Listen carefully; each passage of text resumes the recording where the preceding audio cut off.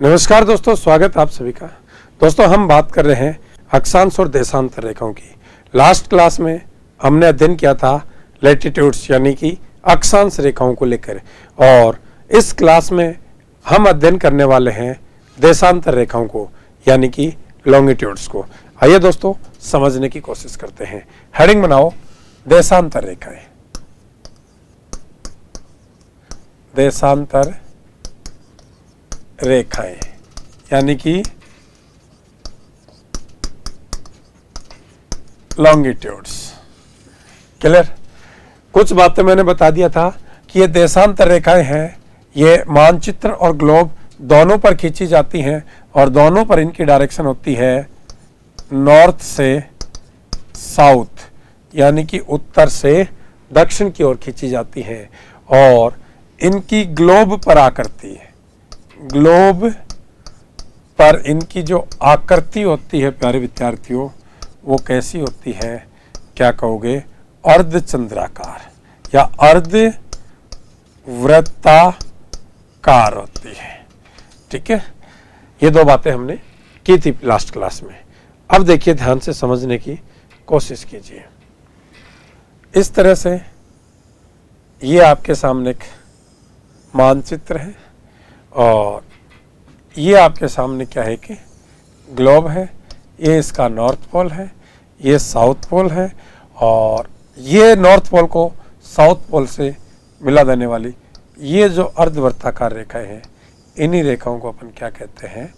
देशांतर रेखाएं। मानचित्र है, टॉप वाला सिरा north, just opposite south, right hand east, just opposite west, और ये जो खड़ी अवस्था में जो आपको रेखाएं दिख रही हैं, इन रेखाओं को अपन क्या कहते हैं?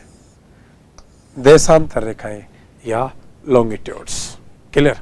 सबसे पहला क्वेश्चन कर ले कि देशांतर रेखाओं की संख्या। देशांतर रेखाओं की संख्या। तो दोस्तों ध्यान से सुनना, ये एक पॉइंट से और चारों तरफ एक एक डिग्री पर खींची गई हैं। तो आप किसी भी पॉइंट के चारों तरफ एक एक डिग्री पे ऐसे घूम के आओगे, इसके चारों तरफ घूमने पर कितने डिग्री का कोण बनेगा? 360 डिग्री का। और यदि एक डिग्री पर एक रेखा खींची है तो कुल देशांतर रेखाओं की संख्या कितनी होती है? 360 होती है। चाहे वो मानचित्र की बात करें, चाहे ग्लोब की बात करें, आपको इतना याद रखना है कि कुल देशांतर रेखाओं की संख्या है वो 360 होती है। दूसरी बात ये याद रखना कि कोई भी दो देशांतर रेखाएं, चाहे मानचित्र पर है या ग्लोब पर है, दो देशांतर रेखाओं के मध्य के स्थान को क्या कहते हैं? दो देशांतर रेखाओं के मध्य के स्थान को क्या कहते हैं? क्या कहते हैं? यदि इस तरह से पूछता है तो आपका जवाब क्या रहेगा? गौर या गोरे कहते हैं। क्या कहते हैं? गौर या गोरे। चाहे वो मानचित्र की बात करें या फिर ग्लोब की बात करें। इतनी बात समझ में आ गई है तो आगे एक बहुत ही इंपॉर्टेंट बात करने वाले हैं। देखिए प्यारे विद्यार्थियों, ये आपके सामने ग्लोब है, नॉर्थ पोल, साउथ पोल, और ये इक्वेटर चली जाती है यानी कि भूमध्य रेखा, और ये लॉन्गिट्यूड्स है यानी कि देशांतर रेखा है। कुछ इस तरह से आई रहती है। यहां से एक इंपॉर्टेंट बात समझने की कोशिश करना।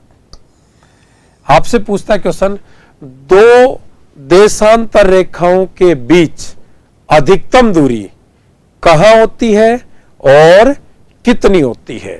डायरेक्ट क्वेश्चन पूछता रहे। दो देशांतर रेखाओं के मध्य अधिकतम दूरी, यह पूछेगा। दो देशांतर रेखाओं के मध्य अधिकतम दूरी, या तो पूछेगा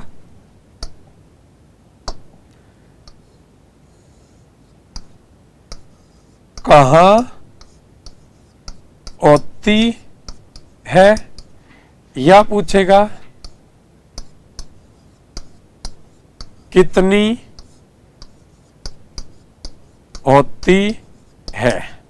ठीक है, तो ध्यान से सुनो, चाहे नॉर्थ पोल की बात कर लो चाहे साउथ पोल की बात कर लो, ये एक पॉइंट से निकली है और जैसे जैसे ये भूमध्य रेखा की ओर जा रही है इनके बीच की दूरी बढ़ रही है और भूमध्य रेखा पर इनके बीच की दूरी है वो अधिकतम हो जाती है।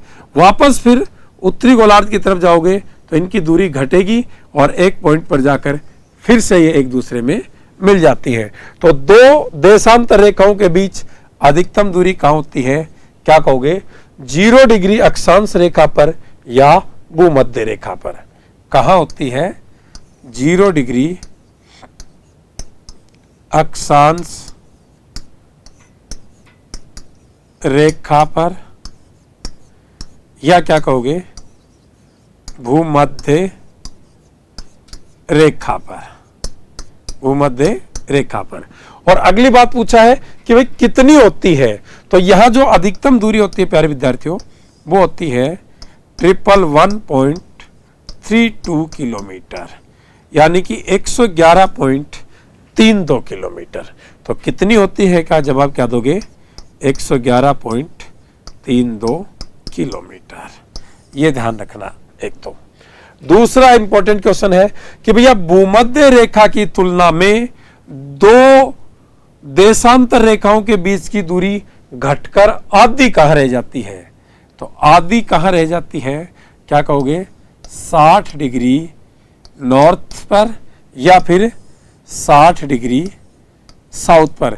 60 डिग्री उत्तरी अक्षांश पर या 60 डिग्री दक्षिणी अक्षांश रेखा पर भूमध्य रेखा की तुलना में दो अक्षांश रेखाओं के बीच की दूरी घटकर कितनी रह जाती है, आधी रह जाती है। वेरी इंपॉर्टेंट क्वेश्चन है, लिखो।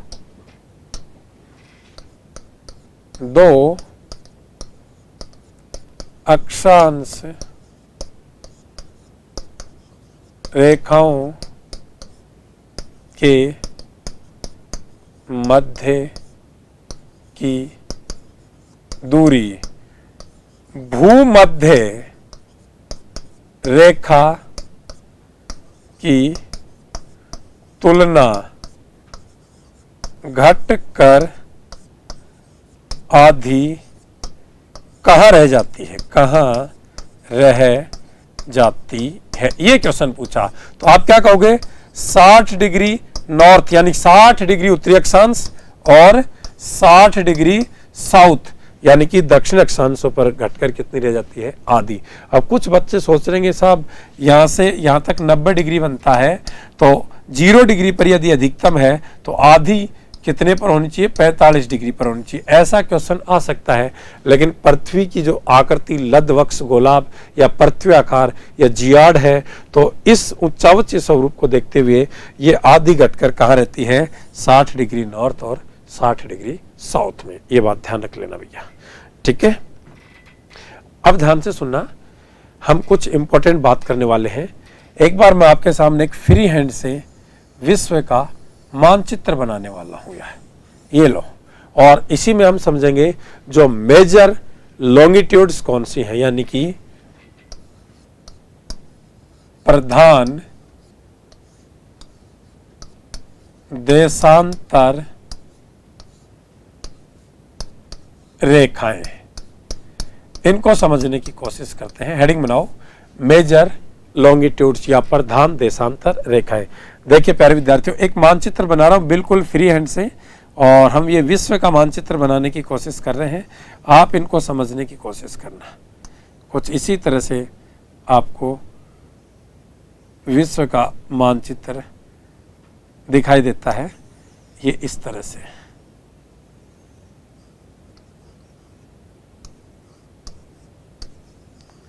ये कुछ इस तरह से,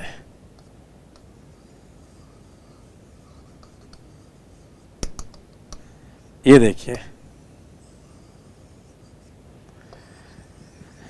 ये नॉर्थ है, ये साउथ है, ये ईस्ट है और ये वेस्ट है, ठीक है। ये एशिया है, ये यूरोप है, ये उत्तरी अमेरिका है, ये दक्षिणी अमेरिका है, ये अफ्रीका है, ये ओसानिया है जिसे आप ऑस्ट्रेलिया कहते हैं, और ये अंटार्कटिका। ये 7 महाद्वीप आपको दिख रहे हैं। ठीक है, अब देखो इनमें से ये ब्रिटेन है। कौन है? ब्रिटेन है। और ये ब्रिटेन की राजधानी लंदन, और उसमें एक पॉइंट है ग्रीनविच पॉइंट, ग्रीनविच पॉइंट। और इसी ग्रीनविच पॉइंट से होते हुए एक रेखा गुजर रही है प्यारे विद्यार्थियों। उस रेखा को क्या नाम दिया गया है?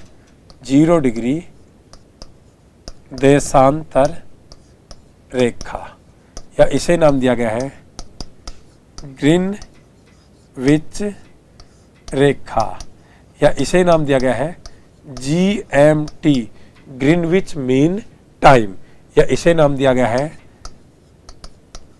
अंतर्राष्ट्रीय समय मानक रेखा, या इसे नाम दिया गया है याम्योत्तर रेखा। ये सारे नाम कौन सी रेखा के हैं? 0 डिग्री देशांतर रेखा। हमने देखा था कुल देशांतर रेखाएं कितनी है? 360। यदि ये 0 डिग्री देशांतर रेखा है तो ठीक इसके पीछे आधे भाग में कौन सी रेखा होगी? 180 डिग्री देशांतर रेखा। तो हम ग्लोब में इसके पीछे जाएंगे तो कौन सी रेखा मिलेगी? 180। लेकिन जब हमने मानचित्र को खोल दिया ऐसे तो 180 वाली जो देशांतर रेखा है वो कुछ हमें यहां पे इस तरह से दिखाई देती है प्यारे विद्यार्थियों। ये है, ये कौन सी रेखा है? 180 डिग्री देशांतर रेखा। और इसी 180 डिग्री देशांतर रेखा को हम किस नाम से जानते हैं? IDL, यानी कि इंटरनेशनल डेट लाइन, या इसे ही कहते हैं हम अंतर्राष्ट्रीय तिथि रेखा। इसे इंटरनेशनल डेट लाइन या इसे अंतर्राष्ट्रीय तिथि रेखा। अब ये 0 डिग्री और ये 180 डिग्री, 0 डिग्री के यदि मैं सामने खड़ा हूं तो राइट हैंड में 180 डिग्री तक ये जो पोर्शन है ये क्या कहलाता है? पूर्वी देशांतर। और ये क्या कहलाता है? पश्चिमी देशांतर। तो पूर्वी देशांतर और पश्चिमी देशांतरों में पृथ्वी को बांटने का कार्य कौन सी 2 मेजर लॉन्गिट्यूड्स या प्रधान देशांतर रेखाएं करती हैं? तो एक तो कौन सी? 0 डिग्री देशांतर रेखा, और दूसरी कौन सी? 180 डिग्री देशांतर रेखा। ठीक है, तो 0 से इधर भी ये पूर्वी देशांतर और ये पश्चिमी देशांतर। तो पूर्वी देशांतर में खींची गई देशांतर रेखाएं कहलाएंगी पूर्वी देशांतर रेखा, और पश्चिमी देशांतर में खींची गई देशांतर रेखाएं क्या कहलाएंगी? पश्चिमी देशांतर रेखाएं। और इसमें डिवाइडेशन का कार्य करने वाली जो रेखाएं हैं वो कौन सी हैं? तो आपको एक तो ये दिख रही है 0 डिग्री, और एक ये मैं बोल्ड कर देता हूं, ये कौन सी है? 180 डिग्री। ठीक है, इन्हीं 2 रेखाओं के माध्यम से पूर्व और पश्चिमी देशांतरों का निर्धारण किया गया है।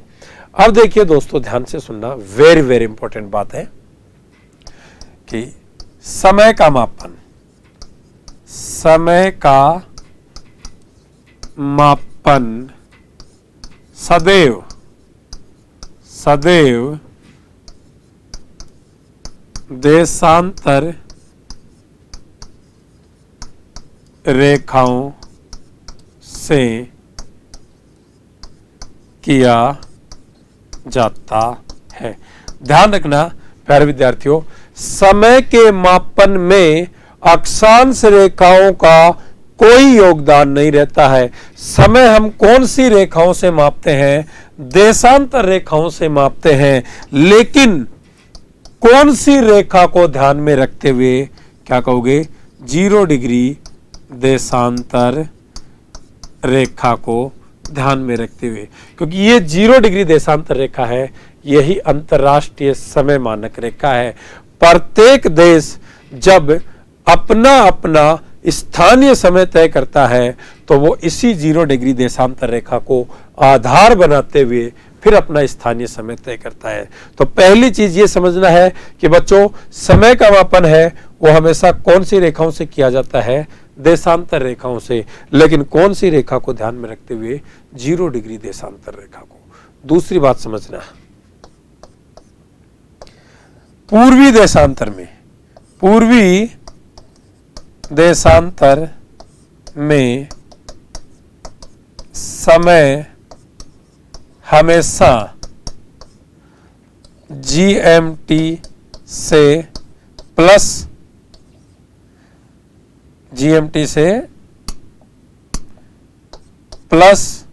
होगा।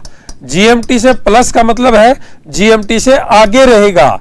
ये जो पूर्वी देशांतर है इसका स्थान है, इसका जो समय है वो हमेशा GMT से आगे रहेगा। और GMT कौन सी रेखा है? ये 0 डिग्री देशांतर है। इसका नाम हमने बताया था GMT, ग्रीनविच मीन टाइम। तो ध्यान रखना, इस पूर्वी देशांतर में समय हमेशा इस GMT से आगे रहेगा और पश्चिमी देशांतर में समय हमेशा GMT से पीछे रहेगा। अगली बात सुनो, पश्चिमी देशांतर में समय हमेशा GMT से माइनस रहेगा। माइनस का मतलब पीछे रहेगा। और आपको पता है सूर्योदय पूर्व में होता है, तो इस पूर्वी भाग का समय हमेशा आगे रहेगा और पश्चिमी भाग का समय हमेशा पीछे रहेगा। कौन सी रेखा से? GMT से।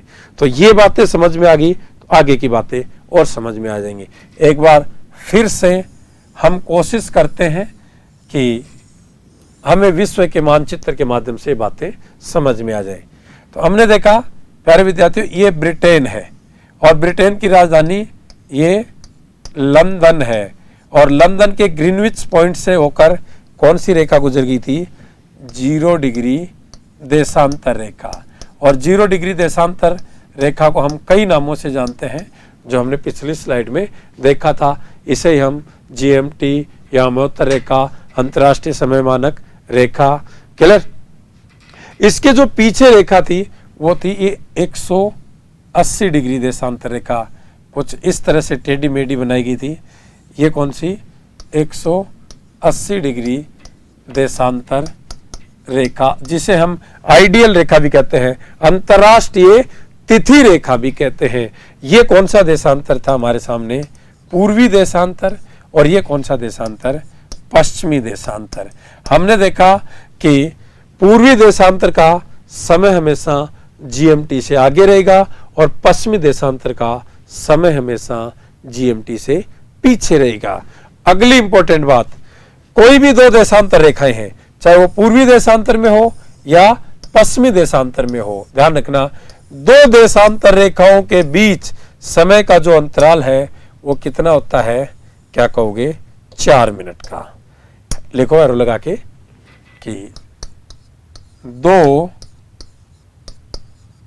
देशांतर रेखाओं के मध्य समय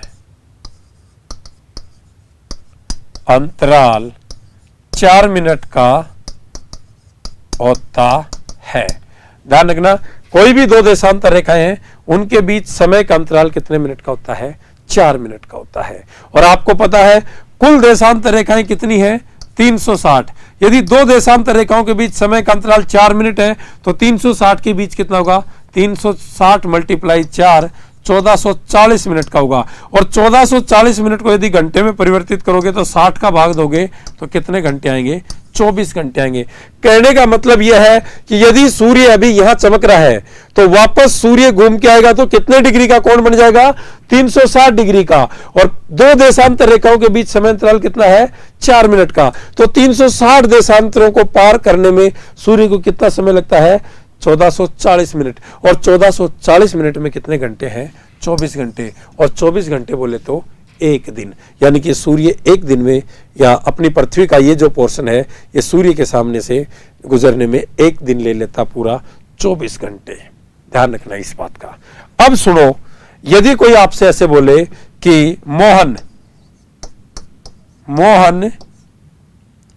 15 डिग्री पूर्वी देशांतर पर खड़ा है, पूर्वी देशांतर पर खड़ा है, तो बताओ मोहन व जीएमटी के बीच समय का अंतराल। मान लो ये 15 डिग्री पूर्वी देशांतर है, ये 15 डिग्री पूर्वी देशांतर है, मोहन यहां खड़ा है और ये जीएमटी है। एक व्यक्ति ने कहा कि मोहन है वो 15 डिग्री पूर्वी देशांतर पर खड़ा है, तो बताओ मोहन और जीएमटी के बीच कितना अंतराल होगा। तो ये 0 डिग्री, ये 15 डिग्री, कितने देशांतरों का अंतराल आ गया? 15 देशांतरों का अंतराल आ गया। मैंने बताया आपको 2 देशांतर रेखाओं के बीच समय अंतराल कितना होता है? 4 मिनट होता है। तो 15 के बीच कितना होगा? 15 × 4 60 मिनट। 60 मिनट में कितने घंटे होते हैं? 1 घंटा। आप क्या कहोगे कि मोहन है वो जीएमटी से। अब जीएमटी से किधर है? पूर्व में है। तो मैंने लास्ट में बताया था अभी कि यदि पूर्व में है तो प्लस लगाओगे और पश्चिम में होता तो माइनस लगाओगे। तो मोहन है वो जीएमटी प्लस 1 घंटे, यानी कि वो जीएमटी से कितना आगे खड़ा है? 1 घंटे आगे खड़ा है। इसी तरह से कोई और क्वेश्चन पूछे उस पर भी बात करते हैं। जैसे मान लो ये पूरी पृथ्वी है और हम देखते हैं ये 0 डिग्री देशांतर है, 0 डिग्री देशांतर है, ये 180 डिग्री देशांतर है, ये पूर्वी देशांतर और ये पश्चिमी देशांतर। कोई आपसे बोले कि राम है वो 60 डिग्री पश्चिमी देशांतर पर खड़ा है, तो बताओ राम और इस जीएमटी के बीच कितना अंतराल होगा। तो आपको पता है राम है वो पश्चिमी देशांतर पर है, तो सबसे पहले आप क्या लगा दोगे? जीएमटी माइनस, क्योंकि पश्चिम में समय हमेशा जीएमटी से पीछे रहेगा, तो माइनस लगा दोगे। और कितने डिग्री पर है? 60। ये 0 डिग्री, ये 60 डिग्री, इनके बीच में कितने देशांतरों का अंतराल आ गया? 60 देशांतरों का। और आपको पता है 2 देशांतर रेखाओं के बीच समय अंतराल 4 मिनट, 60 देशांतरों के बीच कितना होगा? 60 × 4 240 मिनट आ गई। 240 मिनट में को जब घंटे में परिवर्तित करोगे तो कितने घंटे आ जाएंगे? 4 घंटे। आप कहोगे कि राम है वो जीएमटी से 4 घंटे पीछे है, क्योंकि माइनस है, तो माइनस है तो पीछे। पूर्वी देशांतर में होता तो हम प्लस कर देता, यानी कि आगे है। यही बात हम भारत के संदर्भ में समझने की कोशिश करते हैं। देखिए प्यारे विद्यार्थियों, ये पूरे विश्व का मानचित्र है। ये आपके सामने 0 डिग्री देशांतर गई और ये 180 डिग्री देशांतर गई। और हमारा जो भारत है वो कुछ आपको इस तरह से दिखाई देगा, ध्यान से देखना यहाँ पर। तो अब आपको एक बात तो क्लियर होगी है कि अपना जो भारत है वो कौन से देशांतर में है? पूर्वी देशांतर में है। और यदि पूर्वी देशांतर में है तो भारत का स्थानीय समय है वो जीएमटी से क्या होगा? बोलो, प्लस होगा या माइनस होगा? पूर्व में है तो क्या कहोगे? प्लस होगा। पश्चिम में होता तो माइनस में होगा। तो एक बात तो क्लियर होगी कि भारत का स्थानीय समय है वो जीएमटी से प्लस है। और आप सबको पता है कि भारत का स्थानीय समय 82.5 डिग्री पूर्वी देशांतर रेखा से मापा जाता है। कौन सी रेखा से मापा जाता है?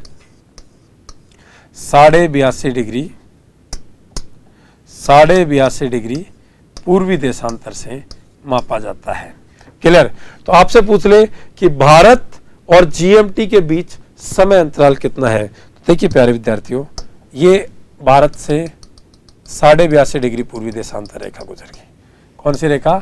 82.5 डिग्री पूर्वी देशांतर रेखा।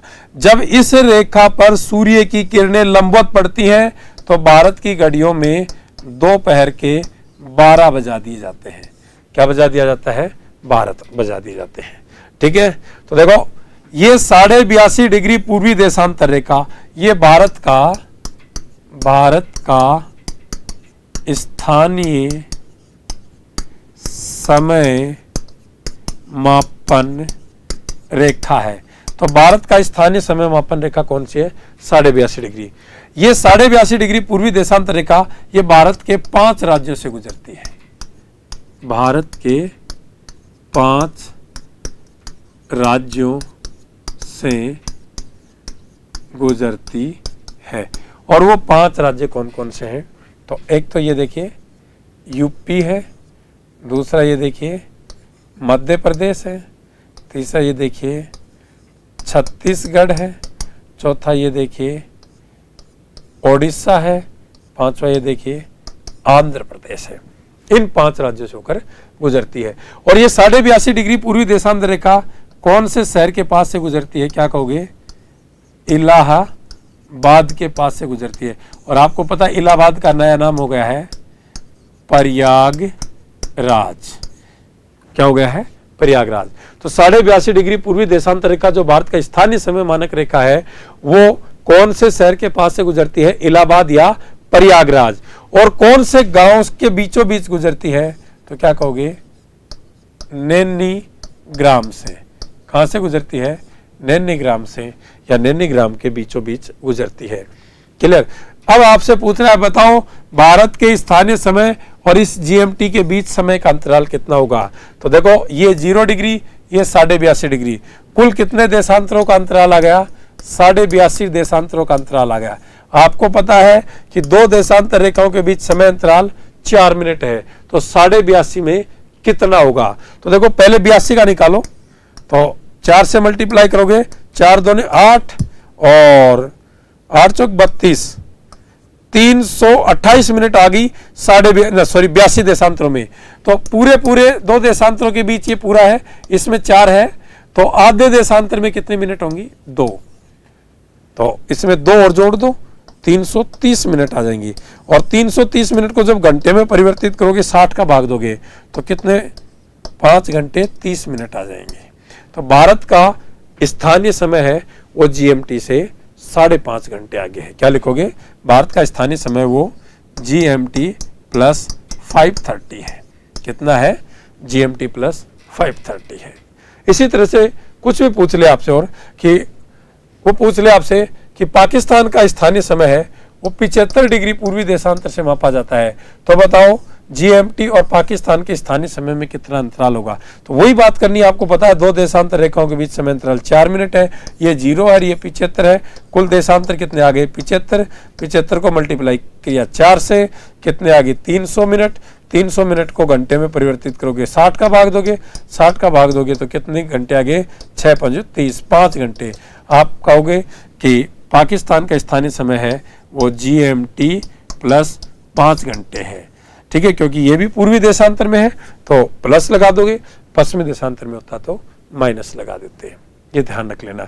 यहां से डायरेक्ट क्वेश्चन पूछता है। एक और क्वेश्चन पूछ लेता रे, 82.5 डिग्री पूर्वी देशांतर रेखा जो भारत का स्थानीय समय मानक रेखा है, ये और कौन से देश का भी स्थानीय समय मानक रेखा है? यानी कि और कौन सा देश है जो इसी रेखा से अपने स्थानीय समय का निर्धारण करता है?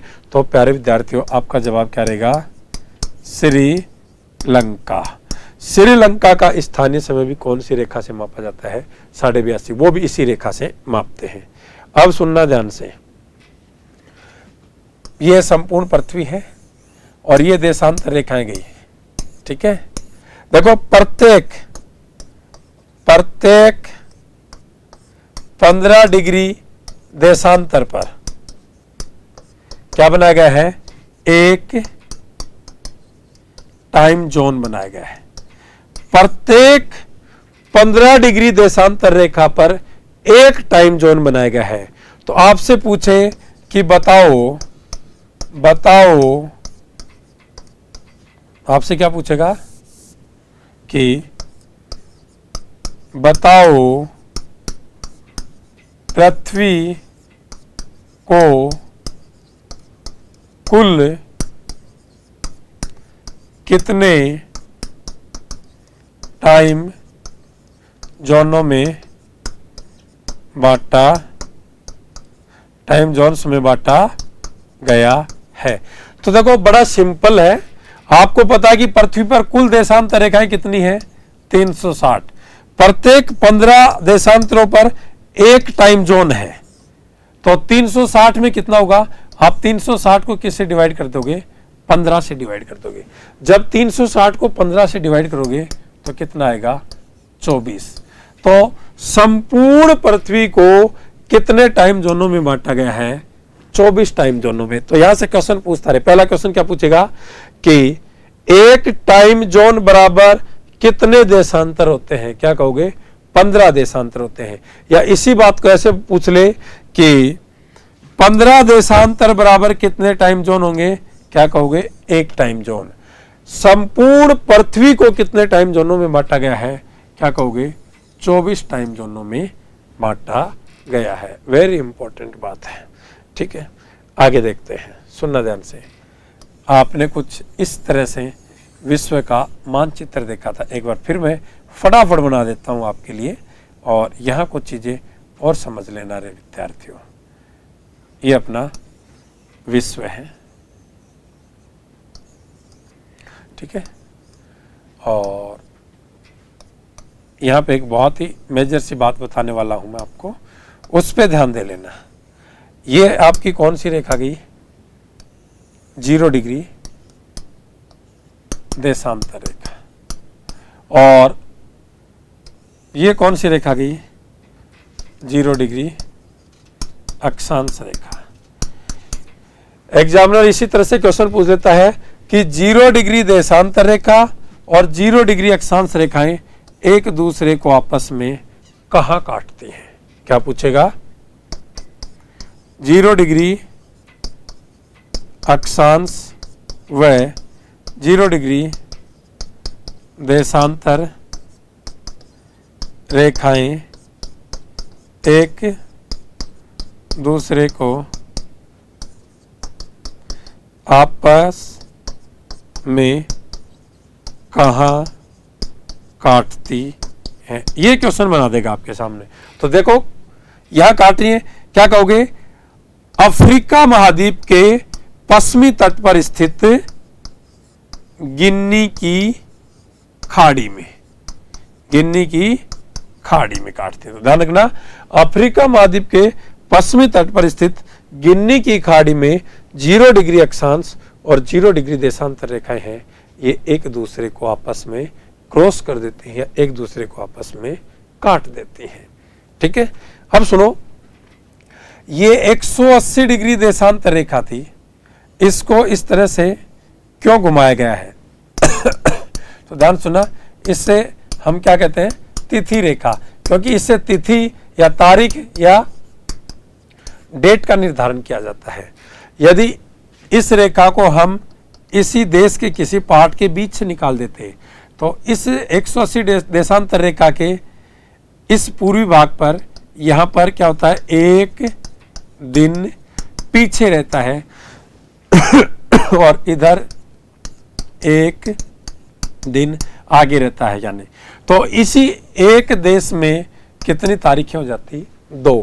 तो यदि कोई आपसे पूछे कि 180 डिग्री देशांतर रेखा को टेढ़ा मेढ़ा बनाकर क्यों खींचा गया है, तो आप कहोगे किसी एक देश में 2 तारीखें ना हो, उनको बचाने के लिए इस रेखा को टेढ़ा मेढ़ा बनाकर खींचा गया है। और ये आप जानते हैं, ये रेखाएं कैसी हैं? काल्पनिक है। कैसी हैं? काल्पनिक रेखाएं हैं। तो इस काल्पनिक रेखा को इस तरह से टेढ़ा मेढ़ा बना दिया ताकि इसमें एक ही तारीख बनी रही। तो यहां से ये कुछ बातें थी मेरे प्यारे विद्यार्थियों, जो देशांतर रेखाओं को लेकर आपसे पूछ सकता है और आपको इनका उसी तरीके से जवाब देना है। ठीक है दोस्तों, चलो हमने अक्षांश और देशांतर रेखाओं के बारे में अध्ययन कर लिया है और यहाँ से बनने वाला प्रत्येक क्वेश्चन है जिसके बारे में हमने यहाँ पर विचार किया है। नेक्स्ट क्लास में हम अन्य टॉपिकों के बारे में अध्ययन करेंगे। तब तक के लिए धन्यवाद।